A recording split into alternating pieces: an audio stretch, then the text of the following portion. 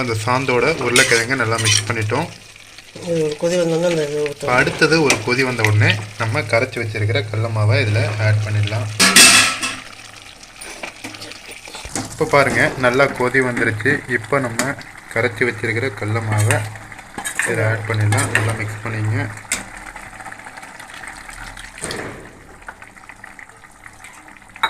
இப்போ ஆட் பண்ணிட்டோம். கரண்டி ஆட்டி நல்லா மிக்ஸ் பண்ணிங்க.